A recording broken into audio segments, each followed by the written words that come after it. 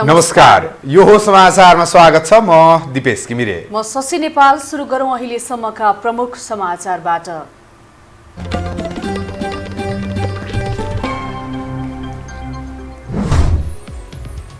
मन नपरेका नेतालाई कारबाही गर्ने गरी एमाले संसदीय दलको विधान पारित। नेपाल पक्षका 38 सांसदले बुझाए असहमति पत्र।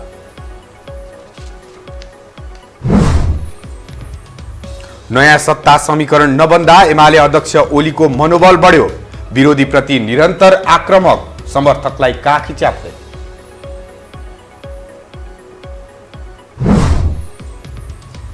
प्रधानमन्त्रीलाई सघाउन एमाले प्रवेश गरेको उद्योगी व्यवसायीको भनाई। बलेको आगो ताप्ने प्रवृत्तिको श्रृङ्खला भएको विश्लेषण।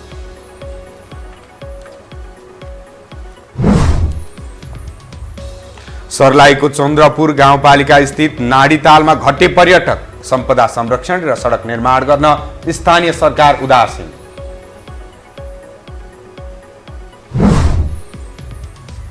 र अमेरिका र चीन एक अर्काको आलोचनामा उत्रिए। अमेरिकाले अन्य देशलाई आफूमाथि आक्रमण गर्न उक्साएको चीनको आरोप।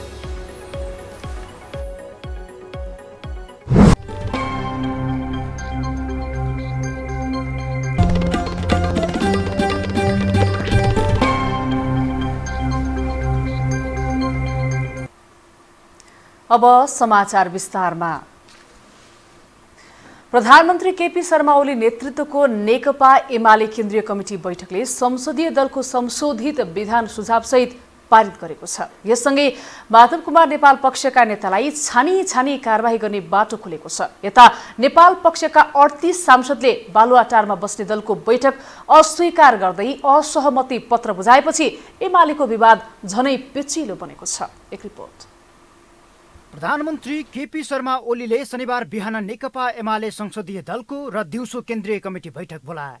चैत 5 गते गठन भएको प्रमुख सचेतक विशाल भट्टराई नेतृत्वको विधान संशोधन कमिटीले एमाले संसदीय दलको संशोधित विधानको मस्यौदा पेश गरेपछि त्यसलाई पारित गर्न बैठक बसेको हो।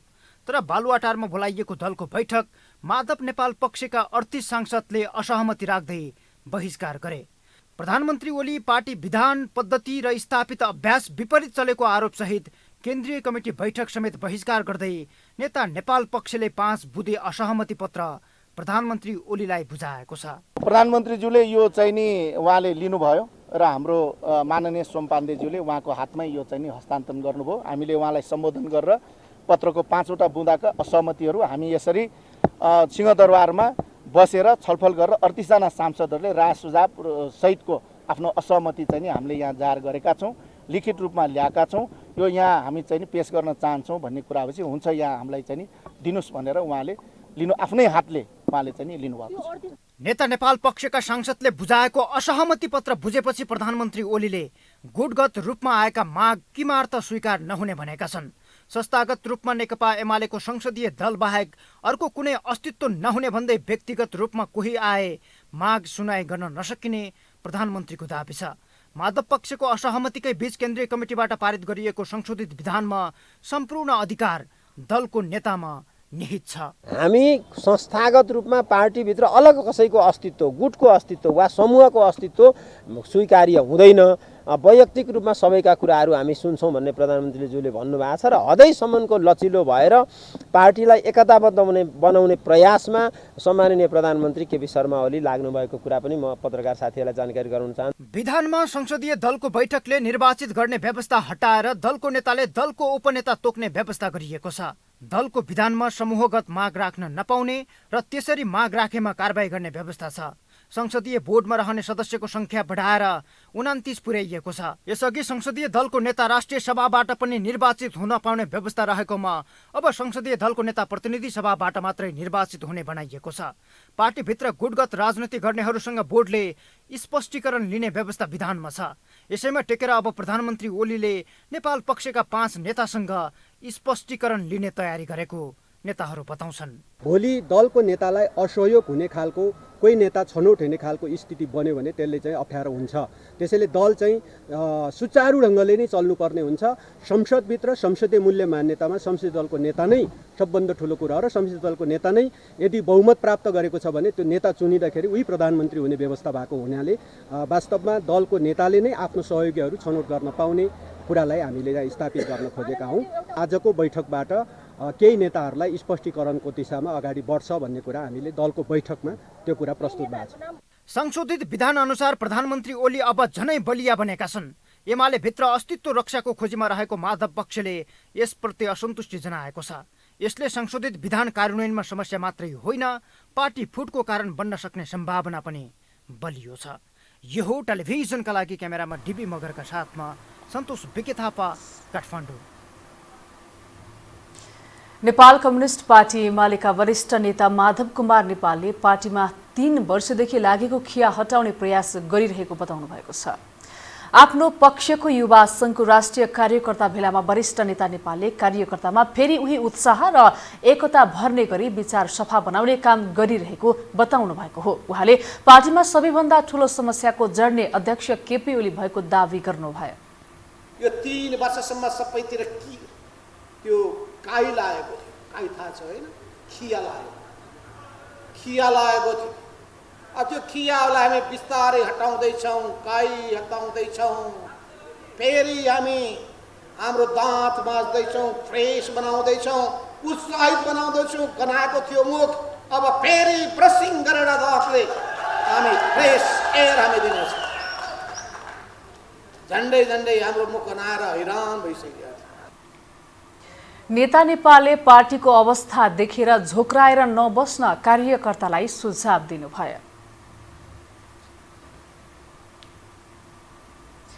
प्रतिनिधि सभा पुनः स्थापना भएको करिब 1 महिना पुग्न लाग्यो, तर प्रधानमन्त्री केपी शर्मा ओलीको विकल्प खोजिरहेको माओवादी केन्द्रले सरकारलाई दिएको समर्थन यथावत छ।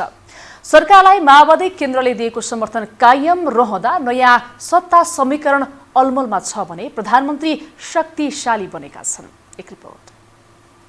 सरकारलाई दिएको समर्थन फिर्ता लिन नेकपा माओवादी केन्द्रलाई प्रधानमन्त्री केपी शर्मा ओलीले केही दिन अघि हक्की चुनौती दिए। माओवादी केन्द्रले समर्थन फिर्ता लिए सरकारले विश्वासको मत माग्ने नभए अविश्वासको प्रस्ताव ल्याए सामना गर्न तयार रहेको ओलीको बोली थियो।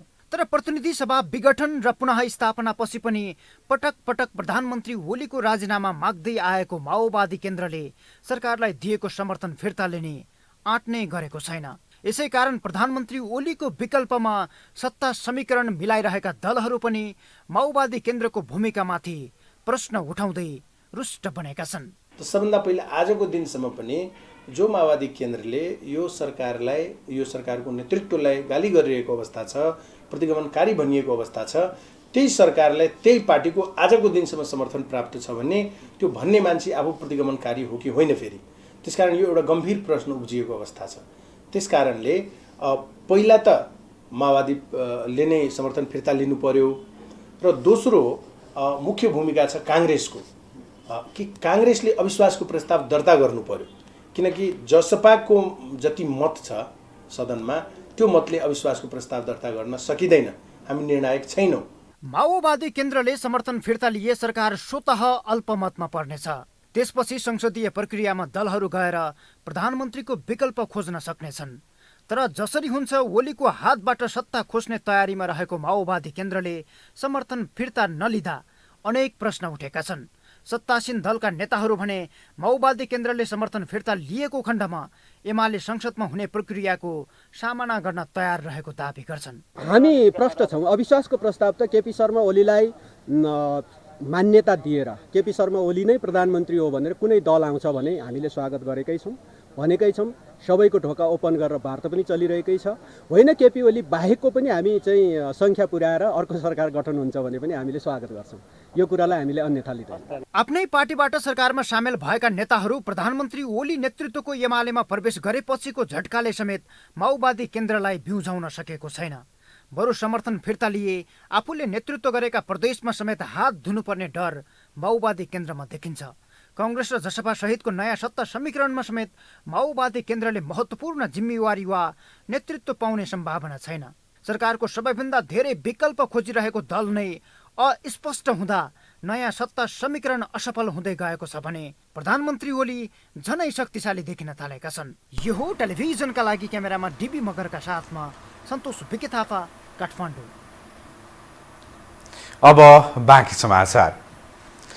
नेपाली काङ्ग्रेसका वरिष्ठ नेता रामचन्द्र पौडेलले सरकारको नेतृत्वमा अरूलाई अघि बढाएर भए पनि ओलीको विकल्प खोज्नुपर्ने बताउनु भएको छ। काठमाडौँमा आज आयोजित कार्यक्रममा नेता पौडेलले नेपाली काङ्ग्रेसले अरू राजनीतिक पार्टीलाई सरकारको नेतृत्वमा अघि सारेर भए पनि प्रधानमन्त्री केपी शर्मा ओलीको विकल्पमा जानुपर्ने बताउनु भएको हो। राजनीतिक अन्योल भएको भन्दै उहाँले यस्तो बेला काङ्ग्रेसले सबै पार्टीलाई समायोजन गर्ने हैसियत राख्नुपर्ने बताउनु भयो। नेपाली काङ्ग्रेस यद्यपि अहिले सङ्ख्यामा ठुलो छैन, तर पनि यो पार्टीको महत्त्व नेपालको राजनीतिमा ठुलो छ। त्यसकारण यो पार्टीले अहिले चाहिँ सबै पार्टीलाई संयोजन गर्ने हैसियत राख्नुपर्छ र देशलाई ठिक दिशा दिने हैसियत राख्नुपर्छ। देशलाई अन्योलमा राख्ने होइन, अहिलेको अन्योललाई अन्त गर्ने हैसियत नेपाली काङ्ग्रेसले राख्नुपर्छ। नेपाली काङ्ग्रेसको नेतृत्वले राख्नुपर्छ। नेपाली काङ्ग्रेसको नेतृत्वले राष्ट्रको नेतृत्व दिने यस्तै बेलामा हो। नेता पौडेलले लोकतन्त्र पक्षधरको सरकार दिनुपर्ने बताउनु भयो। संविधान बचाउने सरकार ल्याउन र व्यवस्था बचाउने शक्ति यही संसदभित्र निर्माण गर्न नेपाली काङ्ग्रेसले कुशलता देखाउनुपर्ने उहाँको तर्क रहेको छ। 235 उद्योगी व्यवसायीले हिजो सामूहिक रूपमा एमाले प्रवेश गरे। प्रधानमन्त्री निवास बालुवाटारमा आयोजित कार्यक्रममा व्यवसायी एमालेमा प्रवेश गरेका हुन्। विश्लेषक यसलाई बलेको आगो ताप्ने प्रवृत्तिको निरन्तरता भएको टिप्पणी गर्छन्। एक रिपोर्ट।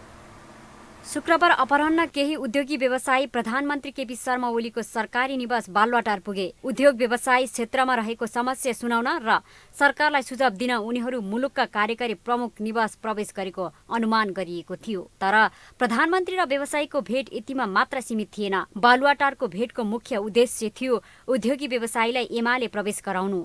यो थाहा पाएका केही व्यवसायी पार्टी प्रवेश कार्यक्रम सुरु नहुँदै बालुवाटारबाट बाहिरिए। एमाले प्रवेश गरेका व्यवसायी प्रधानमन्त्री ओलीको सुखी नेपाली र समृद्ध नेपाल नाराप्रति आकर्षित भएको प्रतिक्रिया दिन्छन्। यही नारा सार्थक बनाउन आफूहरू एमालेमा प्रवेश गरेको उनीहरूको भनाइ छ। आज नेपाललाई समृद्ध बनाउनको लागि जुन सम्माननीय प्रधानमन्त्रीजीको जुन एउटा सोच छ, समृद्ध नेपाल र सुखी नेपाली, त्यो सोचमा चाहिँ उद्योगी व्यवसायको ठुलो भूमिका छ। त्यो उद्योगी भूमिकाको ठुलो भूमिका रहेको कारणबाट उद्योगी व्यवसायीलाई एमालेले आफ्नो गभर्मेन्टमा भएको हुनाले एमालेले लिएर अगाडि बढ्ने सोच जुन बनाएको छ, त्यो सोचमा हामीले यति बेला देशको समृद्धिको लागि, देशको विकासको लागि, देशको अर्थतन्त्रको एउटा नयाँ आवरण आउनुको लागि हामीले सहयोग गर्नुपर्छ भन्ने हिसाब किताबले हामी यो पार्टीमा जोइन गर्यौं। प्रतिनिधि सभा विघटन गर्ने आफ्नो कदम सर्वोच्च अदालतले असंवैधानिक साबित गरिदिए पनि टसको मस नभएका प्रधानमन्त्री ओली आफ्नो पक्षमा भिड जम्मा गर्न उद्धत छन्। त्यही नीति अनुरूप केही व्यवसायीलाई उनले सरकारी निवासमा बसेर पार्टी प्रवेश गराएका हुन्। विश्लेषक भने व्यवसायीको एमाले प्रवेशलाई बलेको आगो ताप्ने प्रवृत्ति भएको टिप्पणी गर्छन्। 2 पैसा मात्रै जता बढ्ता नाफा हुन्छ हामी त्यतैतिर लाग्छौँ। अब अहिले सत्ता अर्कैको छ, उनीहरूको सत्ता हुनासाथ हामी फेरि हजुरकै। त्यस कारणले गर्दाखेरि के छ, त्यो तन्त्र त्यसले त्यो रहिराख्छ। नेपालको राजनीति अहिले तरल अवस्थामा छ। नयाँ सत्ता समीकरणका लागि दलहरूको दौडधुप चलिरहेका बेला प्रधानमन्त्रीलाई आफ्नो पक्षमा जनमत भएको देखाउने लालसा छ। यस्तो बेला उद्योगी व्यवसायीको एमाले प्रवेशलाई अर्थपूर्ण रूपमा हेरिएको छ। यो हो टेलिभिजनका लागि क्यामेरामा डिबी मगरका साथमा लीलामाया ठटाल, काठमाडौँ। हामीसँग समाचार अझै बाँकी छन्, अहिलेलाई विश्राम।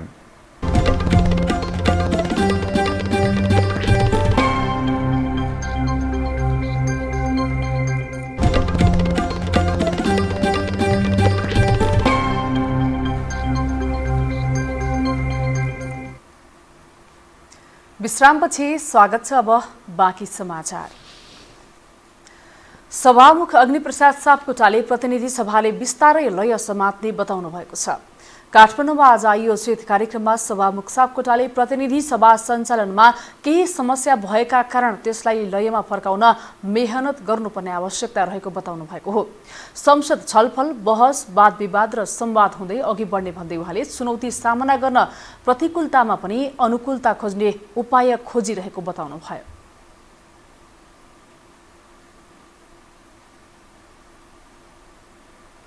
यो 23 गतेदेखि सुरु भएको प्रतिनिधि सभाको बैठक कता कता फेरि यो अलिकति प्रभाव शून्य हुने हो कि यो चाहिँ गत्यावरोध हुने हो कि भन्ने लागिरहेको बेलामा म तपाईँहरूलाई के भन्छु भने अलिकति समस्याहरू छन्, अलिकति त्यसलाई लयमा फर्काउनका लागि बढी नै मेहनत गर्नुपर्ने आवश्यकता छ।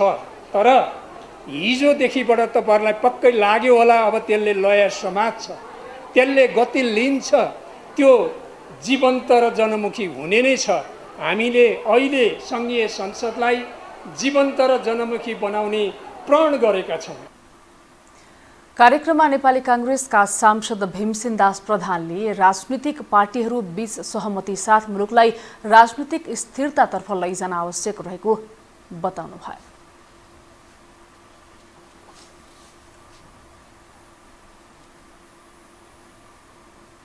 संसद विघटन गर्ने प्रधानमन्त्री ओलीको 5 पुसको कदमलाई सर्वोच्च अदालतले असंवैधानिक ठहर गर्दै बदर गरिदिएपछि नैतिकताका आधारमा उनले राजीनामा दिनुपर्ने माग संसदभित्र र बाहिर उठ्दै आएको छ।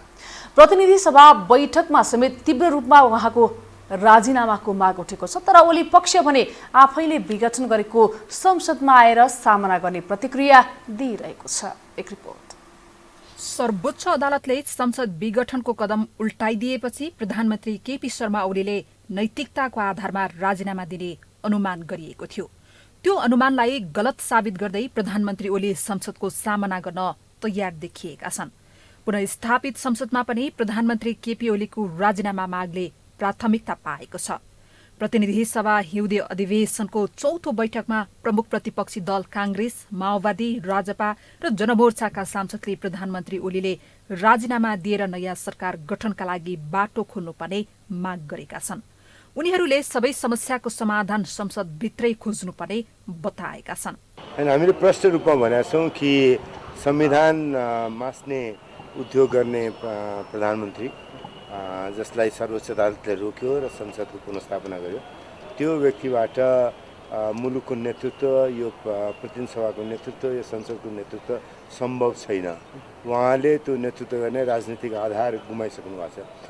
संसद पुनर्स्थापनासँगै नयाँ सत्ता समीकरणको प्रयास पनि यति बेला जारी छ। सरकारलाई दिएको समर्थन अझै फिर्ता नलिएको नेकपा माओवादी केन्द्रले देशलाई प्रतिगमनतिर लग्न खोज्ने प्रधानमन्त्री ओलीलाई साथ नदिने बताएको छ। प्रधानमन्त्रीले त अब जे पनि ल्याउन सक्ने भए, किनभने अब जसले कानुनलाई संविधानलाई अमर्यादित गर्छ, अब त्यस्तो मान्छेको बारेमा त हामी के भविष्यवाणी गर्न सक्छौँ र।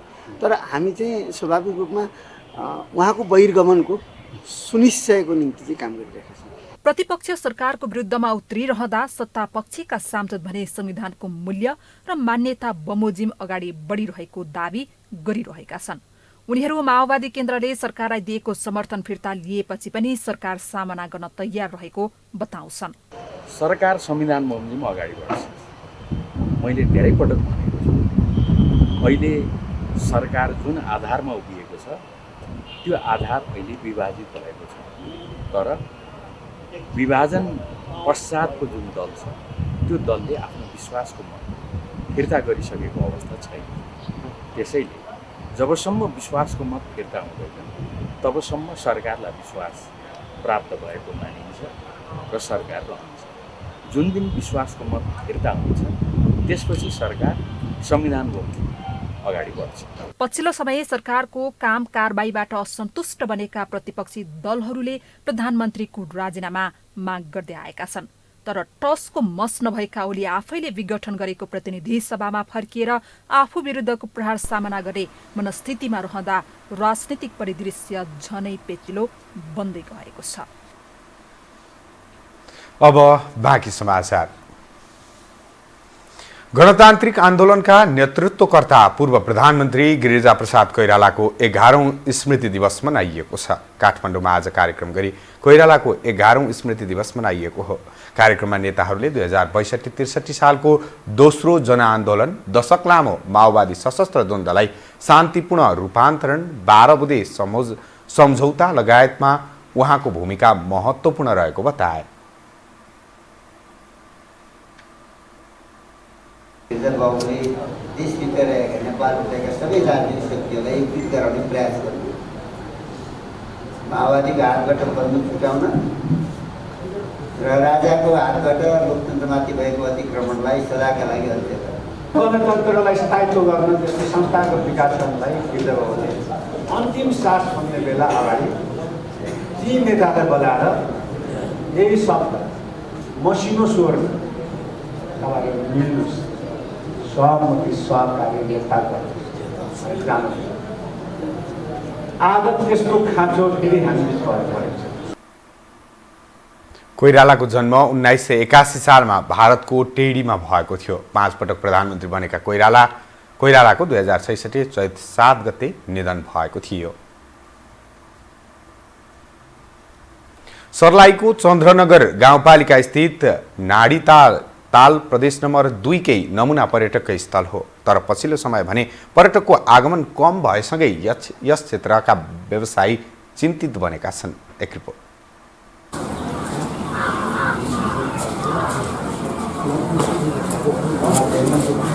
सर्लाहीको चन्द्रनगर गाउँपालिका स्थित नाडीतालको यो मनमोहक दृश्यले जो कोहीलाई मोहित पार्छ। 1 वर्ष अघिसम्म आन्तरिक तथा बाह्य पर्यटकले खचाखच भरिभराउ रहने यो ताल क्षेत्र अहिले सुनसान देखिन्छ। नाडीताल पुग्ने सडक जीर्ण रहेकाले आन्तरिक पर्यटकको संख्या न्यून भएको हो। यस्तै कोरोना भाइरस संक्रमणको त्रासका कारण भारतसँगको सीमा बन्द रहँदा बाह्य पर्यटकको आगमन रोकिएको छ। एउटा प्रमुख कारण चाहिँ बाटो नै हो।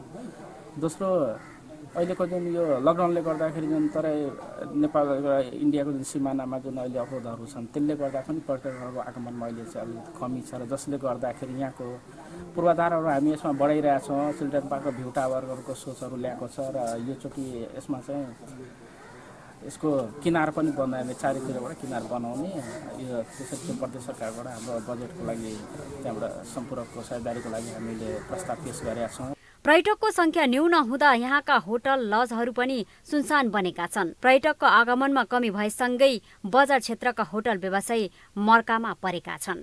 करीब हमारा सबका बॉर्डर बंद है तो बॉर्डर ना खुलल है ना, तो बहुते मरका पड़े होटल में। आप पर्यटन क्षेत्र में आदमी सब अति नाडीताल में घूमे तब ना बिक्री चलते। अब हाईवे न करी आदमी सब तो कहाँ से आती, आदमी न अभी कहीं। नाडीमन तालको छेउमा रहेको महादेव मन्दिरका कारण पनि यो एउटा पर्यटकीय मात्र नभई धार्मिक र ऐतिहासिक स्थलको रूपमा परिचित छ। तर सरकारको ध्यान नपुग्दा अहिले यो क्षेत्र रौनकहीन बनेको छ। प्रदेश 2 कै उत्कृष्ट पर्यटक स्थल बन्न सक्ने सम्भावना रहेको नाडीताल क्षेत्रको विकास र प्रचार प्रसारमा विशेष गरी स्थानीय सरकारले पहल गर्न आवश्यक छ। यो टेलिभिजनका लागि सर्लाहीबाट मनोज यादवको रिपोर्ट। नेपालमा थप 79 जनामा कोरोना संक्रमण पुष्टि भएको स्वास्थ्य तथा जनसङ्ख्या मन्त्रालयले जनाएको छ। मन्त्रालयका अनुसार पछिल्लो 24 घण्टामा देशभरका प्रयोगशालामा गरिएको परीक्षणमा 79 जनामा संक्रमण देखिएको हो। त्यस्तै 82 जना संक्रमण मुक्त भएका छन्। हालसम्म 2,71,815 जना संक्रमण मुक्त भएका छन्। अहिलेसम्म नेपालमा कोरोनाबाट ज्यान गुमाउनेको संख्या 3016 पुगेको छ। नेपालमा हाल सक्रिय संक्रमितको संख्या 998 रहेको छ। हामीसँग अन्तर्राष्ट्रिय र खेल समाचार अझै बाँकी छन्। अहिलेलाई विश्राम।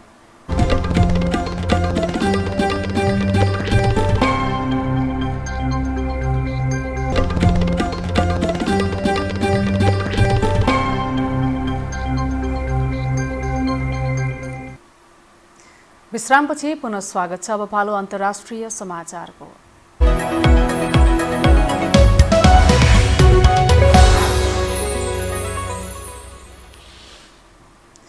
अमेरिका र चीनका उच्च अधिकारी एक अर्काको तीव्र आलोचनामा उत्रिएका छन्। जो बाइडेन राष्ट्रपति निर्वाचित भएपछि पहिलो पटक अमेरिका र चीनबीच भएको वार्तामा दुवै देशका अधिकारी आरोप प्रत्यारोपमा उत्रिएको अन्तर्राष्ट्रिय सञ्चार माध्यमले जनाएका छन्। अमेरिकाले विभिन्न देशलाई चीनमाथि आक्रमण गर्न उक्साएको आरोप चिनीय अधिकारीले लगाएका छन् भने यस्तै अमेरिकाले चीन पनि सोही रूपमा प्रस्तुत भएको आरोप लगाएसँगै दुवै देशको सम्बन्ध थप तनावपूर्ण अवस्थामा रहेको बताइएको छ।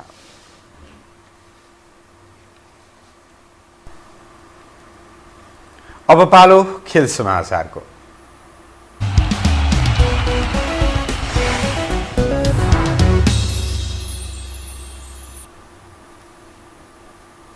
दोस्रो वीर गणेशमान सिंह 10 किलोमिटर दौडको उपाधि सन्तोषी श्रेष्ठ र गोपी चन्द्र पार्खीले जितेका छन्। काठमाडौँमा भएको प्रतिस्पर्धामा एपीएफका गोपीले 31 मिनेट 44.49 सेकेन्डमा र सन्तोषीले 37 मिनेट 53 सेकेन्डमा दौड पूरा गर्दै 60,000 रुपियाँ र स्वर्ण पदक जितेका हुन्। दुवैले यसै दौडमा राखेको कीर्तिमान समेत तोडेका छन्। सन्तोषीले यो वर्षको तेस्रो उपाधि जितेकी हुन् भने गोपीले वर्षको यो दोस्रो उपाधि जितेका हुन्।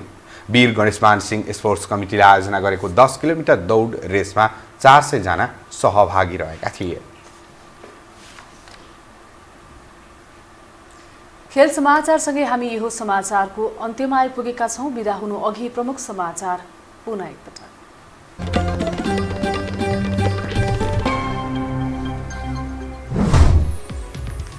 मन नपरेका नेतालाई कारबाही गर्ने गरी एमाले संसदीय दलको विधान पारित। नेपाल पक्षका 38 सांसदले बुझाए असहमति पत्र।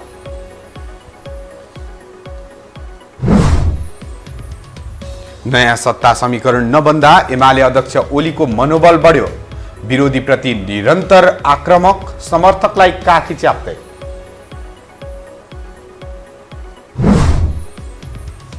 प्रधानमन्त्रीलाई सघाउन एमाले प्रवेश गरेको उद्योगी व्यवसायीको भनाई। बलेको आगो ताप्ने प्रवृत्तिको श्रृङ्खला भएको विश्लेषण।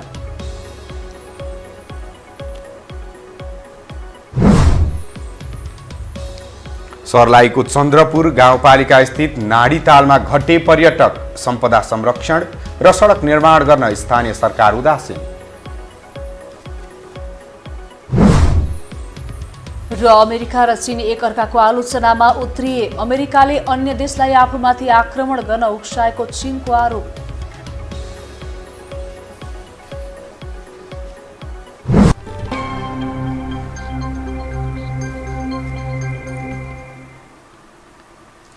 हवस् त यो समाचार सकियो। समाचार बुलेटिनका साथै यो टेलिभिजनका सम्पूर्ण कार्यक्रम यो टेलिभिजन.com, यो खबर.com, युट्युब र फेसबुकमा पनि पढ्न र हेर्न सक्नुहुनेछ। मोबाइलमा यो टिभी एप डाउनलोड गरी हामीलाई प्रत्यक्ष हेर्न सक्नुहुनेछ। तथ्यसहितको निष्पक्ष समाचारका लागि यो टेलिभिजन हेर्दै गर्नुहोला। नमस्कार।